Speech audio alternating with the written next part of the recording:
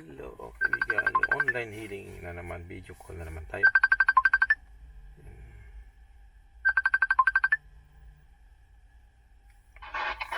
Good evening po. Oh, good evening. Magandang gabi. Taga saan ka? Dito po ako sa Cavite pero Marinduque po yung province ko. Cavite? Di pa maraming manggagamot dyan? Hindi ko pa po natry eh. Hindi ka pa nagpapagamot? Hindi pa po. Ang daming magagaling manggagamot dyan sa Cavite. Diba? Pero sa probinsya po, yung nakaraang mga ilang buwan po, yung tatay ko po, nadala din po sa albularyo. Gumaling na. Magaling na po. Oh, yun na nga. Oh, yung dinadalahan ng tatay mo, hindi ka pumupunta doon. Hindi pa po ako nakakauwi sa Marinduque. Nandito pa po ako sa Cavite. Ganun ba yun? Ano nga yung sakit mo?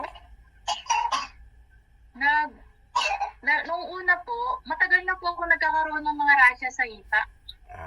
Tapos nawawala siya ng mga 5 days, tapos babalik. Tapos, nung nagpagamot po yung tatay ko, minsan po hindi po ako nakakatulog din. Nung nagpagamot po yung tatay ko, pinabilihan kami ng pangontra. Ngayon po, gamit ko po yung pangontra. Nawala po yung mga pula-pula sa katawan ko. Pero ang pumalit po, nangangati po ako. Akala ko, nawala yung hindi magaling ka na. Hindi pala. Baka po kasi iniisip ko, baka matagal na po kasi akong nakakaramdam noon bago po ako nakabili ng pangontra. Pero mataas pa yung hililiit mo, kaliwa, di ba? Kaliwa ang mataas. Mataas po talaga siya. Pag ginamot kita ngayon, pag natanggal na talaga yung kulam lahat-lahat, magpantayan. Magpantayan siya. Salamat po. Magpantayan siya. Ako po ay takot na takot. Pero ako po nung nakita ko po yung video nyo, ako po ay naniwala sa inyo. Kasi alam mo po may something sa akin. May baby pa naman po ako. Sige. Ang gagawin natin yan, wala ka bang headset? Hindi ka nag-headset, no? Hindi kailangan. At tinatanong ko lang, hindi ka ba nag-headset? Yan ang tanong ko. Hindi ko sinasabi mag-headset ka. Hindi ka nag-headset, di ba? Yun. Naka-loudspeaker yan. Yan ang tama. Ang gagawin natin, yung cellphone, ibaliktad mo yung cam, tapos ipatong sa ulo mo yung likod ng cellphone. Nakuha mo? Una pa ulit po? Ibaliktad mo yung cam, para ka nagbibideo ng tao. Ibaliktad mo yung cam, pindutin mo lang yung, ibaliktad yung cam, tapos ipatong sa ulo mo yung cellphone. Okay po. Sige, ganyan. Uhatin mo. Ayan po. Ipatong sa ulo mo yung likod ng cellphone. Sige po. Ayan po. Bali po nasa kisame po yung unahan. Oo, yan tama. Kasi parang binibidyohan mo yung sarili mong ulo. Okay na? Sige. Sige. Ipikit yung mata mo, tapos manalig ka din sa Diyos. Manalig ka din sa Diyos Ama natin na papagalingin ka. Hindi mo maririnig yung dasal ko, magsasabi lang ako sa iyo pag tapos na, okay? Opo. Sige, pikit ng mata. Okay, umpisahan ko na, no? Sige, magsabi lang ako sa pagtapos na.